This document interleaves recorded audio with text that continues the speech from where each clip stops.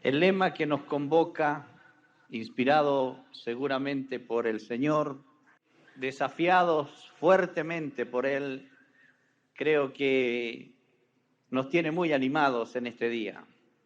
¿Es así? La gloria postrera será mayor que la primera. Yo quiero compartir con ustedes un poco respecto de la casa de Dios.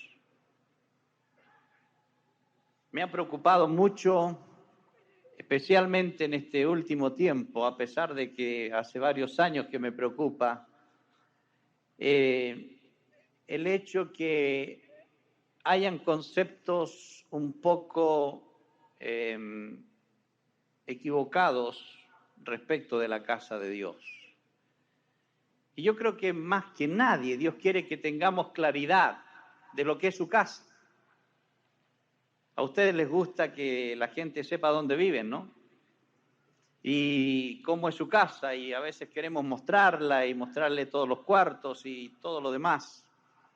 Yo creo que Dios quiere mostrar su casa y quiere que su casa sea conocida,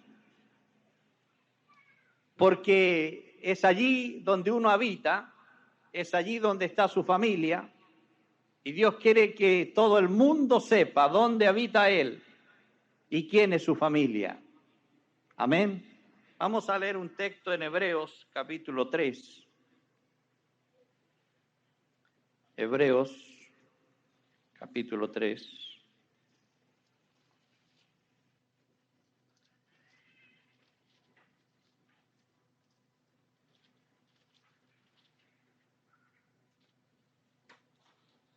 Donde se muestra siempre la excelencia de Jesús sobre todo lo que hubo antes. Dice del verso 1, por tanto, hermanos santos, participantes del llamamiento celestial, considerad al apóstol y sumo sacerdote de nuestra profesión, Cristo Jesús, el cual es fiel al que le constituyó, como también lo fue Moisés en toda la casa de Dios. Porque de tanto mayor gloria que Moisés es estimado digno cuanto tiene mayor honra que la casa el que la hizo. Porque toda casa es hecha por alguno, pero el que hizo todas las cosas es Dios.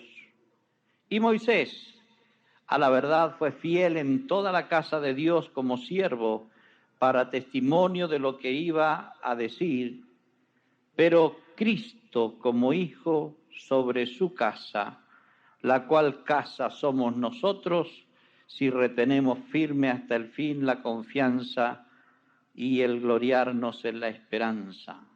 Amén.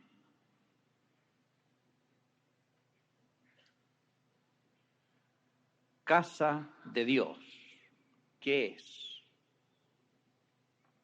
Cuando Pablo estuvo en Atenas, les dijo a los atenienses que estaban muy atentos a lo que él estaba diciendo, que el Dios que hizo el cielo y la tierra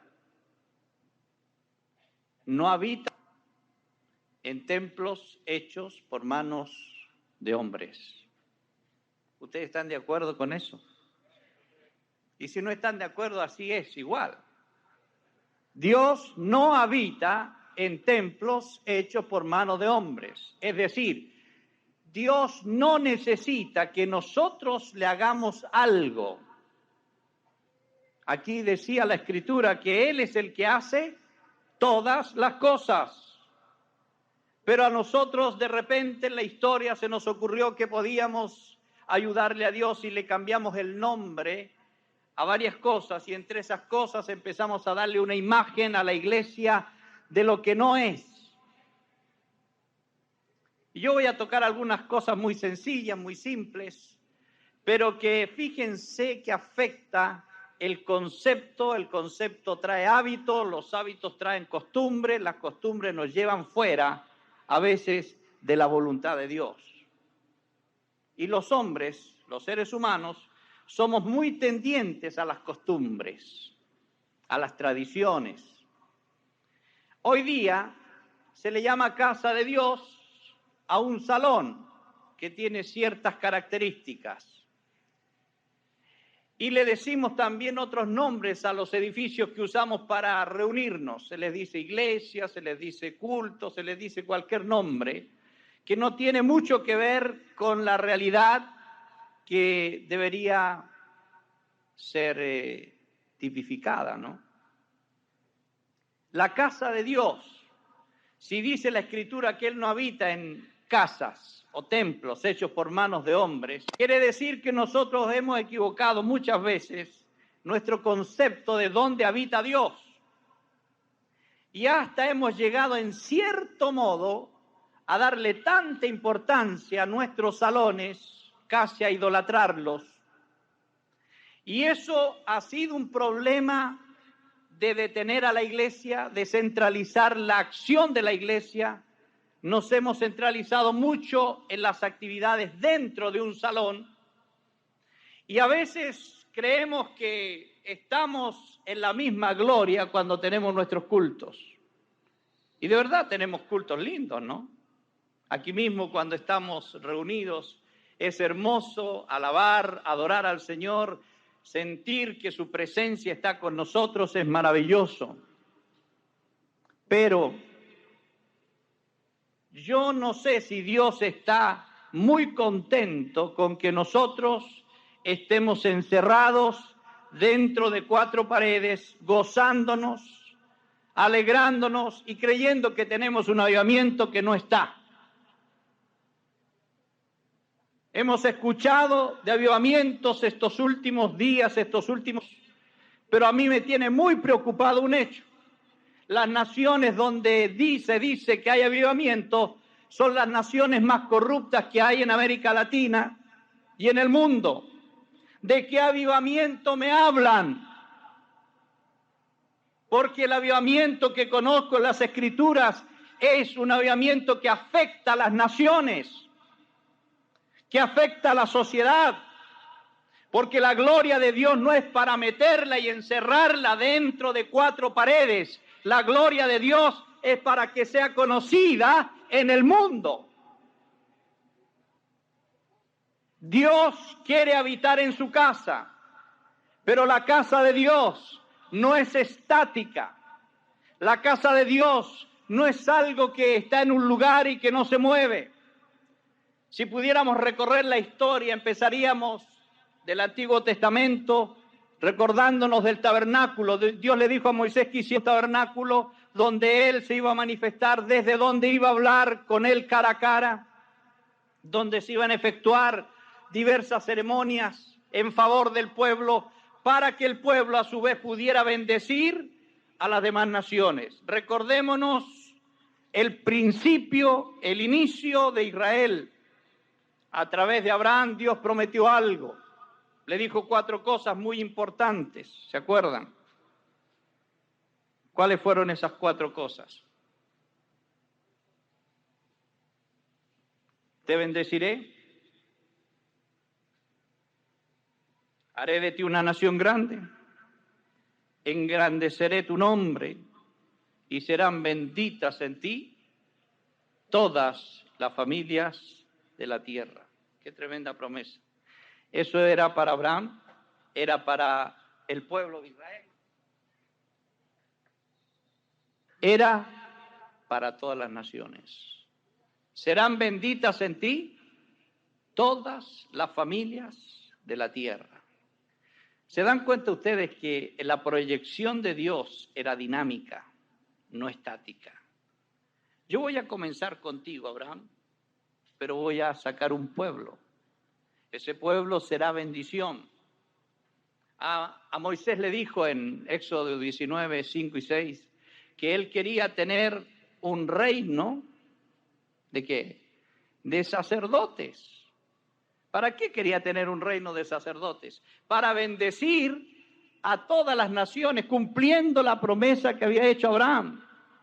Te bendeciré y serás bendición. Serán benditas en ti todas las familias de la tierra. Ahora Dios le dice a Moisés, ahora que hay un pueblo, ahora que se está dando comienzo y proyección a una nación que pretende Dios ocuparla para bendecir a todas las naciones de la tierra y mostrar su gloria. Sin embargo, este gran y maravilloso deseo de Dios se ve frustrado por la actitud de Israel. Todos conocemos la historia de cómo terminó Israel. Cautivo. Anoche escuchamos las diferentes facetas de la historia, cómo Israel repetía su alejamiento de Dios, su rebeldía, su desobediencia a Dios, y terminó muy mal. El tabernáculo estaba en el centro de Israel, era la atención de Israel y pretendía ser la atención de todas las naciones. Allí estaba Dios manifestándose. El tabernáculo duró mientras Israel estuvo como peregrino en el desierto hasta que se radicó en la tierra de Canaán. Pero esta misma figura, ahora trasladada al templo, tenía la misma significancia. Dios quería habitar en medio de su pueblo, solo que empezó a haber un problema. Israel, como no dio cumplimiento al deseo de Dios, terminó siendo un pueblo necesitando una tribu, un sacerdocio para sí mismo, para ministrar al pueblo. Se volvió antropocéntrico el pueblo. No tuvo la trascendencia que Dios quería. Él quería transmitir al mundo su voluntad, quería mostrar su gloria. Quisiera hablarles un poquito en relación a la casa de Dios, lo que significa la naturaleza de la iglesia. Todos sabemos que la iglesia se originó en el corazón de Dios. No es algo que nosotros decidimos que iba a ocurrir, sino más bien fue el Señor que reveló su propósito a través de Jesucristo y del Espíritu Santo para mostrar que la iglesia que Él iba a levantar y donde Él iba a habitar tenía una naturaleza y una misión en el mundo. Uno de los propósitos de la iglesia tiene que ver, lo voy a decir así solamente para puntualizar algo. Hay un propósito doxológico en la iglesia, es decir, un propósito de glorificar, traer gloria a Dios. Fue siempre el deseo de Dios a través de la historia que ese lugar central, que era el templo, Israel tenía como un centro de atracción el templo, porque allí, se suponía, habitaba Dios. Y hasta que Cristo vino, sabemos que las ceremonias y todos los actos que se hacían en el templo se siguieron haciendo, y en determinados momentos Dios se mostró de una u otra manera hasta poco antes de que naciera Jesucristo. Pero cuando Jesús vino, un día declaró algo que mostró cómo Dios había cambiado su morada. Dios hizo varias mudanzas a través de la historia, del tabernáculo al templo y del templo al otro templo, pero cuando llegó Jesucristo en Juan capítulo 2, dice algo tremendo que yo no creo que dimensionaron los que lo escucharon. En el versículo 19 de Juan 2 dice Jesús: destruid este templo y en 3 días lo levantaré.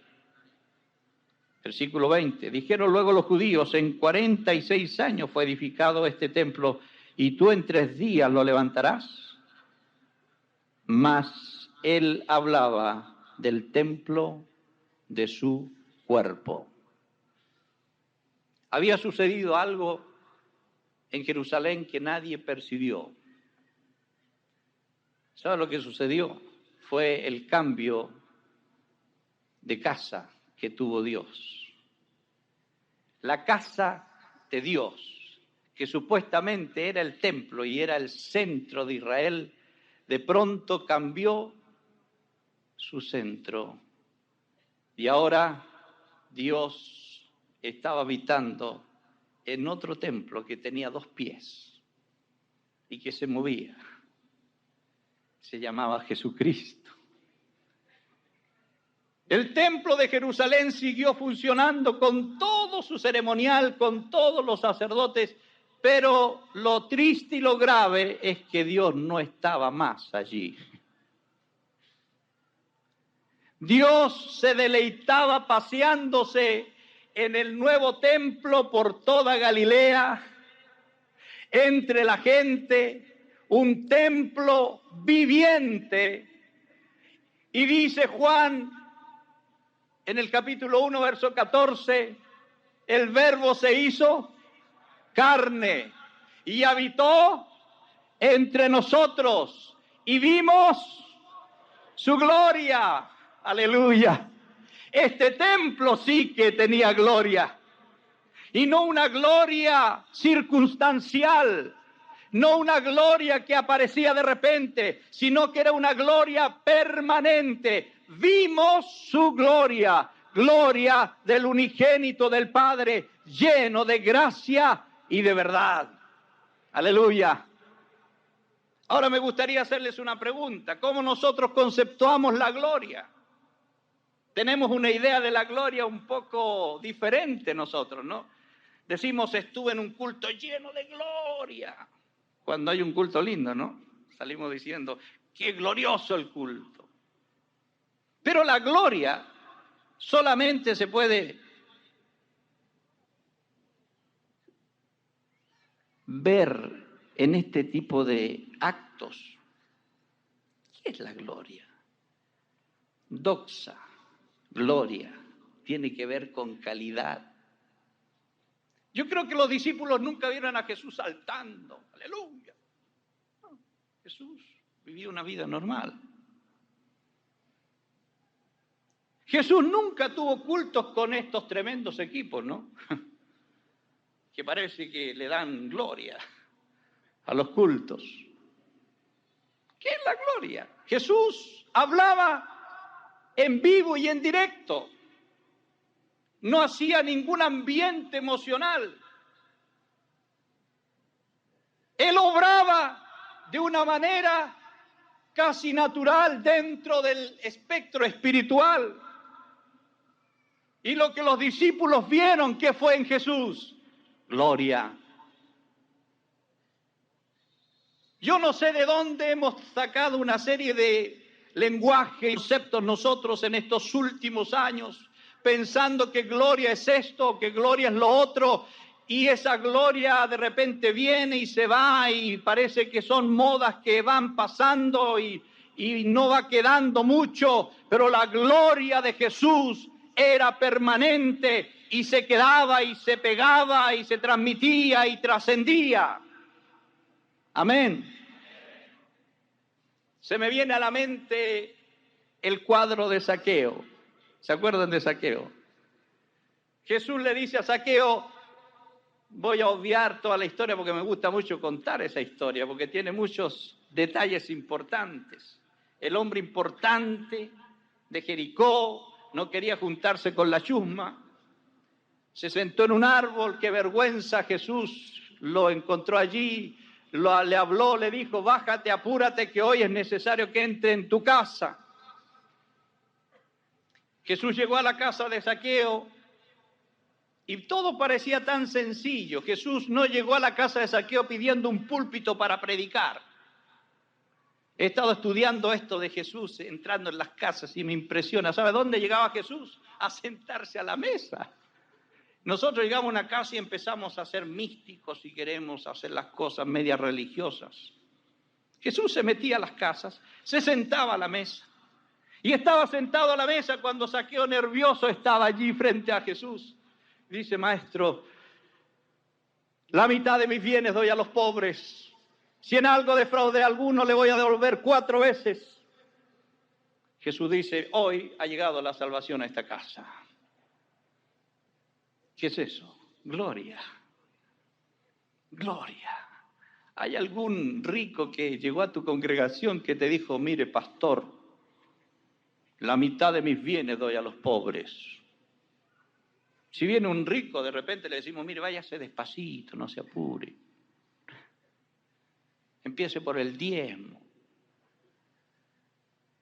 Pero aquí vemos la calidad de la vida de Cristo, transmitiéndose, traspasándose a los hombres y operando cambios fundamentales. Jesús, templo de Dios. Dios se trasladó definitivamente, ¿no? Y se paseaba por entre la gente necesitada. Lo criticaban a Jesús, le decían: este come y bebe, comedor y bebedor. Miren, está con los publicanos, con los más pecadores, los sinvergüenzas. Jesús dice: yo no vine a los sanos, vine a los enfermos. Era diferente Jesús a nosotros, ¿no? Nosotros nos acomodamos en un salón, lo arreglamos lo mejor posible. Decimos: qué lindo salón que tenemos, ojalá venga gente buena.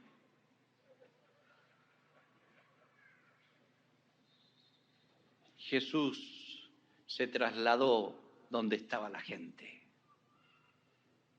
para llevar la gloria de Dios allí. Bendito sea el Señor. Y él quería que los discípulos vieran esto, porque esto era lo que tenían que aprender.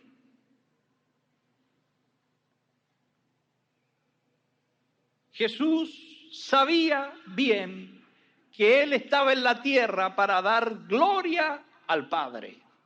Amén. Cuando a veces pregunto: ¿a qué vino Jesús al mundo?, muchos me responden: a salvar a los pecadores. Es cierto, pero no es la verdad completa. La primera intención de Jesús, el primer propósito de Jesús al venir a la tierra era darle la gloria al Padre. Con razón, en el Jordán, cuando él iba a ser bautizado y fue bautizado por Juan el Bautista, el Padre dice: este es mi Hijo amado, en el cual tengo complacencia. Sin embargo, Jesús había vivido 30 años sin predicar, sin sanar enfermos, sin hacer milagros, sin hacer nada. ¿Qué era lo que hizo Jesús? Le dio la gloria al Padre.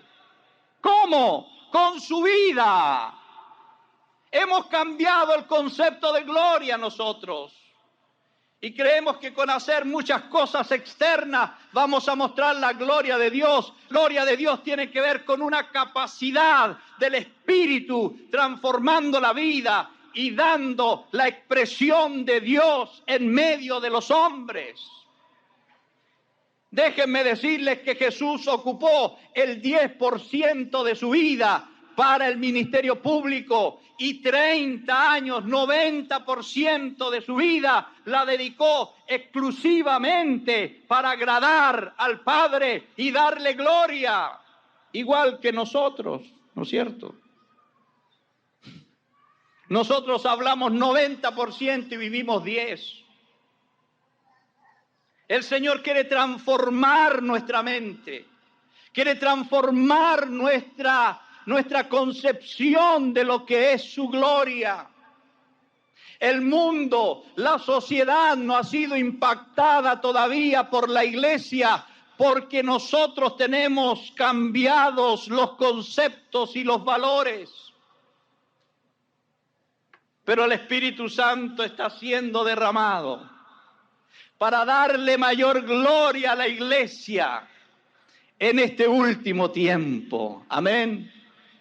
Y de lo sofisticado y de lo complejo y de lo difícil que hemos hecho las cosas, el Espíritu va a traer a la iglesia a la simplicidad, a la sencillez y enseñarnos que la gloria no viene por cosas externas, sino viene por una vida relacionada con el Señor Jesucristo, para que el Espíritu Santo opere potencialmente en cualquier lugar, en cualquier situación donde nos encontremos.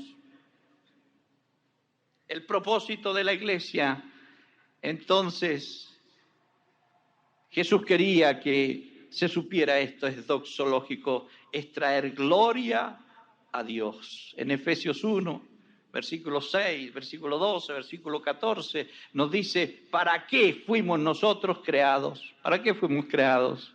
Para alabanza de su gloria. Y lo repite Pablo, para alabanza de su gloria. Aleluya. Para eso fuimos creados. Está el propósito querigmático. Jesús sabía que iba a compartir la verdad de Dios. ¿Y cómo compartió la verdad de Dios? Con amor. Era palabra de vida. Mientras los judíos y los fariseos querían poner en jaque a Jesús en diferentes momentos, uno de esos momentos era trayendo a una mujer adúltera, tirándola a los pies de Jesús y diciendo, Maestro, esta mujer fue encontrada en el mismo acto de adulterio y según la ley debe morir. Gente muy entendida en la ley, ¿no? Y ahí la tienen a la mujer. Jesús levanta su rostro y dice unas pocas palabras. El que esté sin pecado de vosotros lance la primera piedra. Amén. Todo el mundo se fue. Lanzaron las piedras, pero al suelo, ¿no? Se fueron. La mujer, yo creo que estaba extasiada, estaba llena de preguntas en su mente, pensando quién será este, que dijo unas pocas cosas y todo el mundo se fue. Jesús le dice, ¿dónde están los que no, mujer? Se fueron, dice.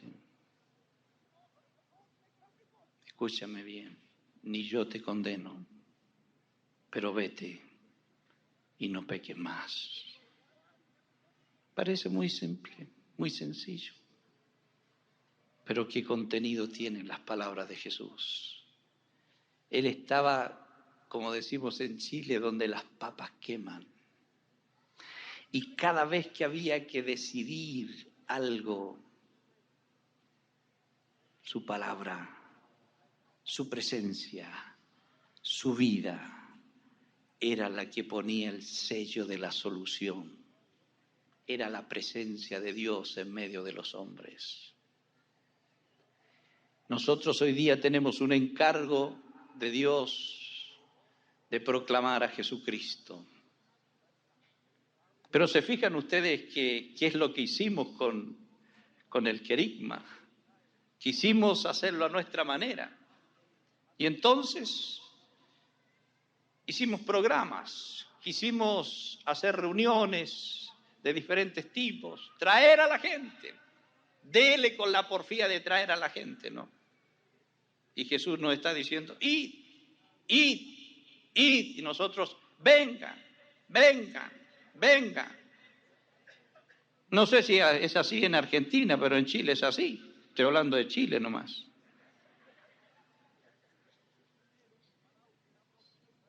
Jesús tenía un problema bueno. Él se iba a la gente. Y después la gente lo seguía. Se le armaban unos problemas de multitud. ¿Se acuerdan ustedes cuando se les juntó una multitud tremenda? Tenían hambre, tuvo que hacer la multiplicación de los panes y los pescados. Tenía esos problemas, pero Jesús los resolvía. Eran cosas que él podía resolver, porque la gloria de Dios estaba en él. Y él no hizo ningún alarde cuando sucedió la multiplicación de los panes y los pescados. ¿Se acuerdan? Cuando la multitud estaba allí, le dice a los discípulos, hay que darle de comer a esta gente. Y los discípulos se miran unos a otros y dicen, ¿y con qué? ¿Qué tenemos? 5 panes y 2 pescados. Y viene el razonamiento, ¿no? Pero ¿qué es esto para una tremenda multitud como esta? Jesús dice, tráigalos, póngalos aquí, en mis manos. Allí está el problema, ¿no? Hermanos, tenemos en Argentina un tremendo problema. Desocupación, crisis, en Chile también. Nuestras naciones están corruptas. Corrupción en la política, corrupción en todos los medios sociales. Y nosotros somos tan poquitos, no tenemos voz en el gobierno. ¿Qué tienen? Dice Jesús. ¿Qué tienen?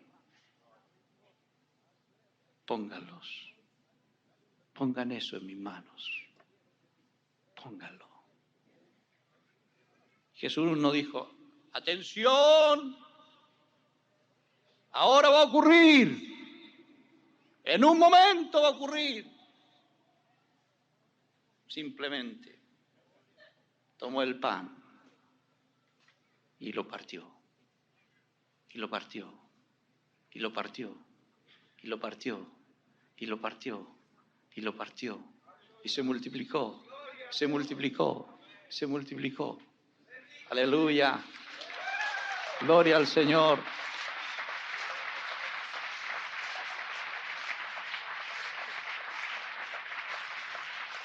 Nosotros cantamos una canción que dice, el poder está en sus manos.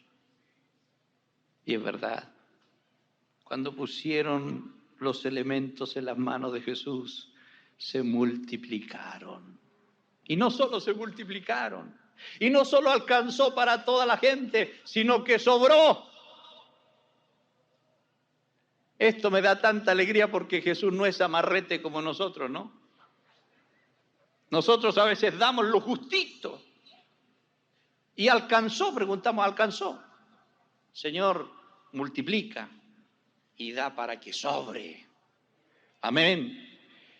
Hermanos queridos, el mensaje, el querigma, tiene que estar acompañado de la fe. Y esta fe tiene que tener contenido. Y un contenido no en las exageraciones que se nos vienen a la mente, sino en la fundamentación de la palabra de Dios, lo que Él ya ha dicho. Y lo que Él ya ha dicho se va a cumplir, como escuchamos anoche. No es cuestión de que Dios está haciendo ensayos. Lo que Él está esperando es una fe real de su pueblo para ejecutar lo que Él quiere hacer hace tiempo. El querigma de la iglesia tiene que ser dado donde necesita ser dado, allí donde la gente está, allí donde la gente necesita. Hay mucha gente hambrienta, sedienta, afligida, angustiada y que no ve nada. Pero nosotros hablamos de gloria, pero la hablamos dentro de nuestros salones. Y el Señor dice, yo quiero que se vea esa gloria allá afuera. Pero cuesta más, porque aquí es fácil, ¿no es cierto? Aquí no es fácil, no es difícil cantar, no es difícil orar. Hermano, ¿tú eres santo? Claro que soy santo. Entonces mostramos una cara, ¿no?, de santos. Pero en el diario vivir, el Señor Jesucristo quería que la iglesia tuviera un propósito soteriológico. ¿Qué quiere decir esto? Mostrar al mundo el testimonio del hombre redimido para avergonzar a los poderes de las tinieblas que ya fueron derrotados por Cristo, exhibidos y despojados públicamente cuando triunfó sobre ellos en la cruz, según lo que Pablo nos enseña en Colosenses 2, 14 y 15.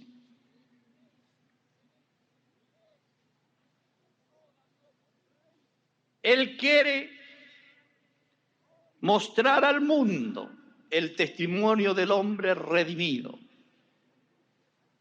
¿Saben ustedes lo que más le aterra a Satanás? Y aquí voy a entrar en un tema un poco delicado, pero no puedo callarlo porque ya me decidí a no callarme más.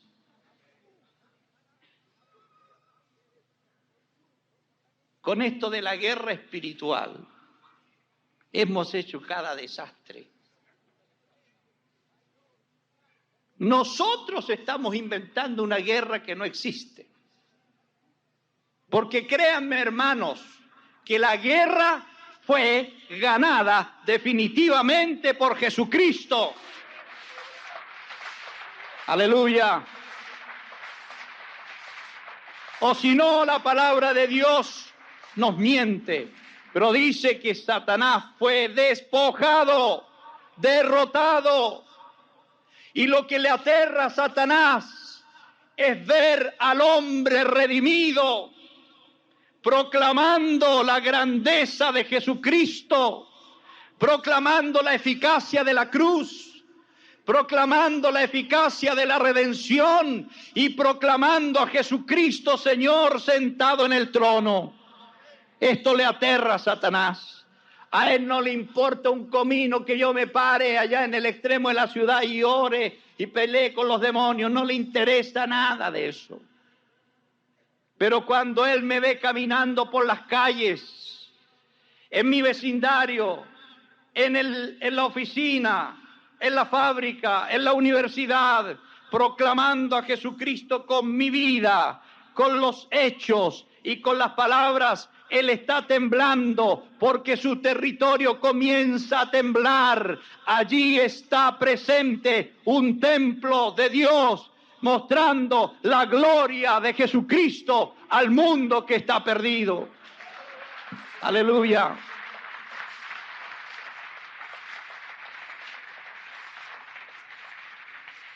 Dios se ha propuesto redimir al hombre y restablecer su reino sobre la tierra. Entonces, estamos seguros que Él tiene un plan para alcanzar sus metas. Dios no es un Dios de incidentes, hermanos queridos. Él no está improvisando en la historia. Él ya tiene planes definidos. Y tú y yo formamos parte de ese plan. Dice Jesús, hablando a los discípulos en Juan capítulo 15, versículo 8, algo muy interesante.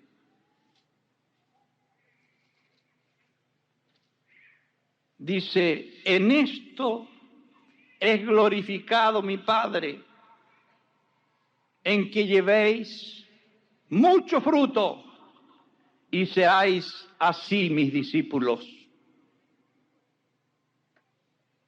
Qué sencillo que es. ¿Queremos glorificar al Padre? En esto es glorificado mi Padre, en que llevéis mucho fruto y seáis así mis discípulos. ¿Qué está diciendo Jesús? Lo mismo que estaba diciendo cuando les enseñó a orar. Venga tu reino, hágase tu voluntad. Santificado sea tu nombre.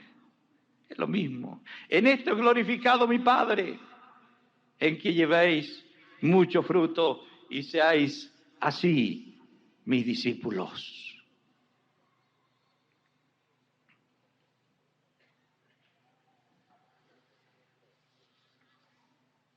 Cuando Israel fue llamado a la misión de Dios, el monte de Sinaí fue un hito en la historia de Israel.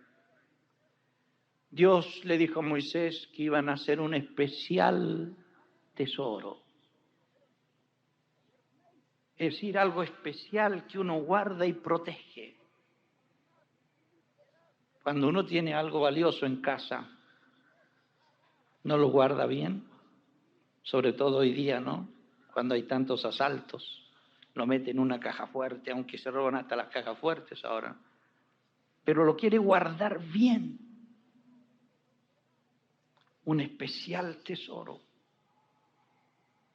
Cuando yo leo esto, me imagino que Dios ve a su pueblo y lo quiere proteger. Le quiere dar la característica que Él siempre quiso que tuviera. Porque el pueblo de Dios debería tener un alto valor, y yo sé que lo tiene para Dios, pero también tendría que tenerlo para el mundo. Estamos en una sociedad de los desvalores. Como lo dice Enrique Rojas, estamos en el tiempo del todo vale. Cualquier cosa vale. Estamos en el tiempo de lo relativo. Hace un tiempo atrás estuve en la Universidad de Concepción en un panel en la Facultad de Medicina. No sé por qué llegué allí, pero Dios me puso allí para hablar de bioética con un grupo de profesionales, intelectuales. Y cuando le pregunto al Señor, ¿qué tengo que decir aquí? Me dice, habla del absolutismo de Dios. Yo le digo, esto es locura, ¿no? Hablar de absolutismo en un lugar así. Pero tuve que hacerlo. Y cuando lo hice, cuando me tocó mi turno, yo miraba los rostros de todos, ¿no? No muy alegres. Y vino la réplica diciendo, hoy día no hay absolutos, hoy día todo es relativo y ta. Vino la segunda vuelta y me tocó el turno. Yo le digo, quiero anunciarles algo que me parece muy conveniente. ¿Saben por qué estamos aquí hoy día discutiendo de bioética? Porque todo es relativo.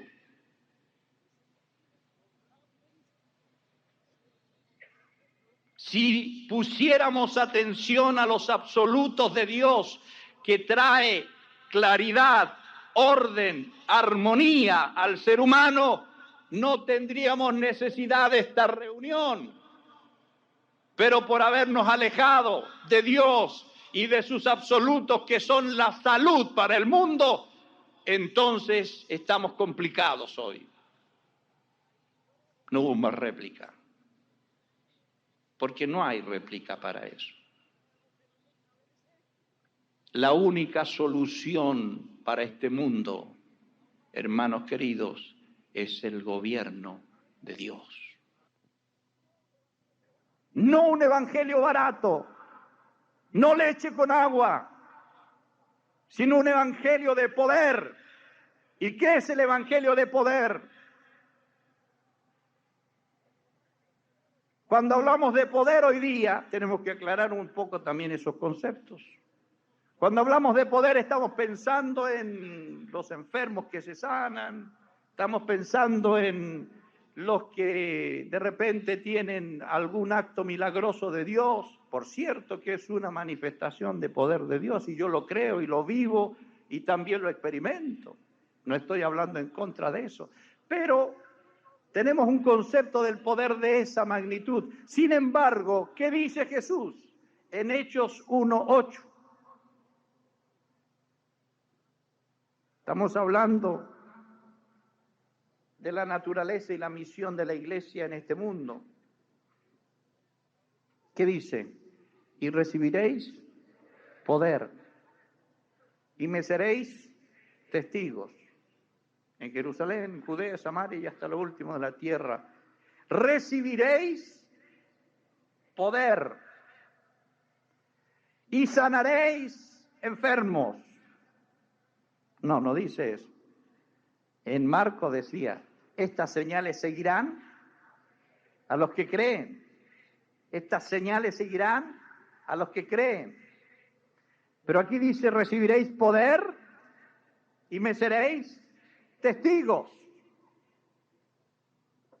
En los versículos anteriores, versículos 4 y 5, dice, y estando juntos les mandó que no se fueran de Jerusalén, sino que esperasen la promesa del Padre, la cual les dijo, oísteis de mí.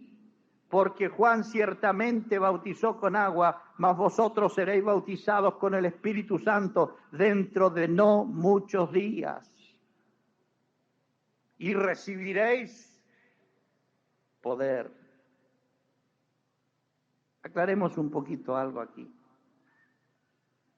Cuando nosotros le hablamos a la gente de recibir el bautismo del Espíritu Santo, ¿de qué estamos hablando? A veces le decimos a la gente, vas a recibir el bautismo del Espíritu Santo cuando te bautizas. Y a toda costa y de cualquier manera queremos que la gente hable en lengua, le queremos meter las lenguas. Y no estoy en contra de la lengua, yo hablo en lengua. Pero ¿saben lo que pasa? Confundimos una cosa. Confundimos la promesa del Padre con un don del Espíritu. Ustedes van a recibir la promesa del Padre. ¿Y qué es la promesa del Padre? Es la persona del Espíritu Santo instalada dentro de nosotros. Y vendrá el Espíritu Santo, dijo Jesús, y estará con ustedes para siempre. Y el Espíritu viene con todo su equipamiento. Recibiréis poder. El Espíritu Santo está en ti, está en mí y está con todo su equipamiento para que demos testimonio de Cristo. Y de paso, Él nos lleva a operar en los dones cuando son necesarios. Y les voy a recordar algo más. La mayoría de los milagros, sanidades y prodigios nunca ocurrieron dentro de la iglesia. En los hechos ocurrió siempre afuera. La mayoría. ¿Dónde ocurrió la primera sanidad de los hechos? ¿En la reunión? No, allá afuera. Los discípulos caminando. ¿Dónde ocurrían esas grandes cosas? Pedro pasaba y la sombra, hasta la sombra de Pedro, dice, sanaba a los enfermos. ¿Dónde ocurría? ¿En ese salón bonito que se hizo la iglesia? No, en la calle.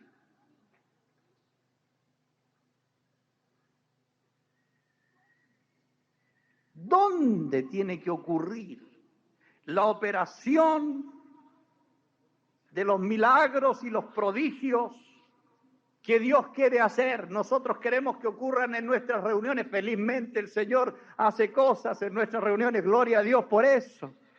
Pero lo que Él quiere es trasladar el potencial que Él ha puesto en su casa, lo quiere trasladar allá afuera al mundo donde existe la necesidad. Tú y yo somos casa de Dios. Amén. Somos casa de Dios. El apóstol Pedro, que en un primer momento no entendió esto, pero después de un tiempo sí lo entendió, dice en su primera epístola en el capítulo 2, Versículo 4, acercándoos a él piedra viva, desechada ciertamente por los hombres, mas para Dios escogida y preciosa. Vosotros también, como piedras vivas, sed edificados como casa espiritual y sacerdocio santo para ofrecer sacrificios espirituales aceptables a Dios por medio de Jesucristo. Sed edificados como casa espiritual para ofrecer sacrificios espirituales aceptables a Dios por medio de Jesucristo. Somos casa de Dios. Y en la casa de Dios, ¿quién tiene el derecho? Lo tiene Él. Felizmente Él en estos años nos ha estado restaurando nuestro entendimiento de lo que es el culto a Dios. Porque Él tiene el derecho. Por eso cambiaron nuestras canciones. Porque cuando decimos vamos a dar culto a Dios, tenemos que pensar que estamos homenajeando a Dios, porque Él se lo merece. Una de las cosas que la iglesia tiene que saber, que los cultos a Dios en medio de las naciones justamente son para darle la gloria a Dios, y Él puede mostrar su gloria en medio de las naciones mientras nosotros le adoramos. La gente que llega a nuestros cultos debería ser impactada profundamente por la presencia del Señor, porque el culto es para Él, no es para la gente. No tenemos que hacer cultos para la gente, sino cultos para Dios. Y Dios, maravilloso, tierno, bondadoso, Él tiene suficiente misericordia, gracia, verdad para ministrar a la gente que llega. Amén. No estoy diciendo que no hay que predicar, pero estoy diciendo que hay que darle un enfoque al culto. Estamos viendo en este último tiempo cómo mucha gente puede llegar a convertirse al Señor llegando a un culto sin que reciba la palabra siquiera. Es el impacto de la presencia de Dios al cual se le da todo lo que Él merece, la gloria, la honra, el reconocimiento. Y es como que Él dice, déjenme a mí esto porque esto lo puedo resolver yo. Y hay tanta gente que está viendo resuelto su problema de vida, encontrándose con el mismo Cristo que se encontró Pablo. Y preguntando, ¿qué tengo que hacer? Cristo se quiere revelar a la gente a través de su casa, a través de la iglesia. Hermanos, voy a terminar diciéndoles que el Espíritu Santo tiene una gran función que cumplir en esta hora de la historia con la iglesia. Él es el que inspira la extensión del reino de Dios. Es el que da poder a la iglesia para cumplir su misión. Es el que guía la obra para extenderla a las naciones. Pero según lo que Cristo mismo dijo en Juan 16, quiero que leamos ese texto.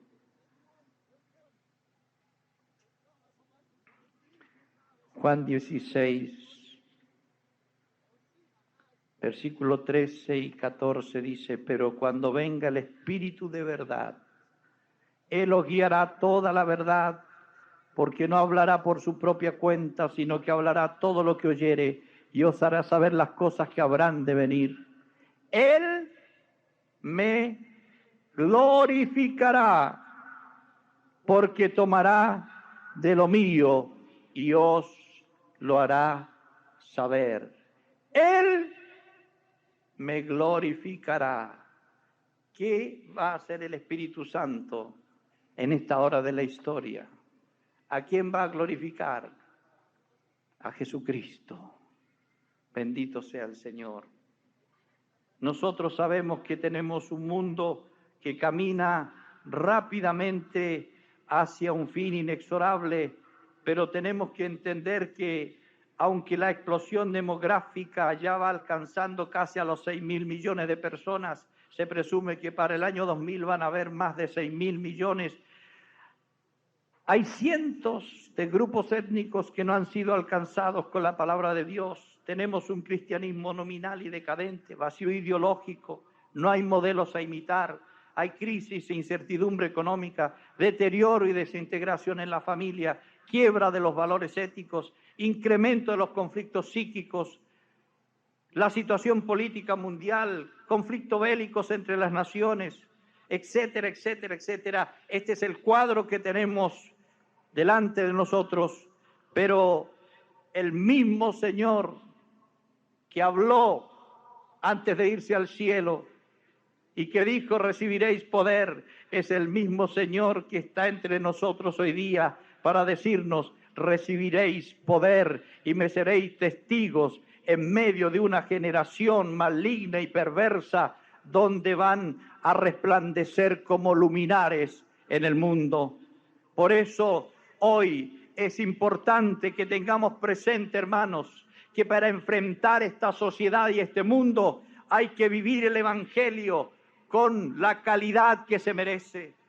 Tenemos que orar, ayunar y gemir delante de Dios para que Él nos dé la gracia, el potencial que necesitamos para cualquier situación que tengamos que enfrentar.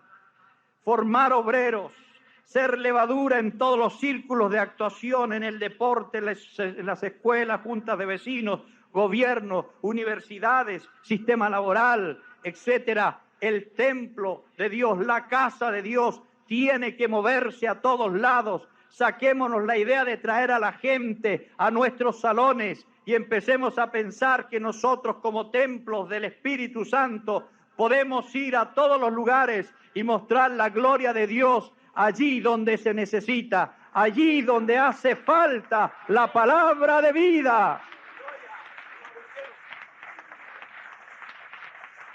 Es importante la preparación de familias para que sirvan de modelo de vida y como comunidad terapéutica. Qué importante, más que tener muchos psicólogos, tengamos muchas familias sanas, llenas de la gracia de Dios, que puedan servir de comunidad terapéutica para tantos que están perdidos y quebrándose en este mundo.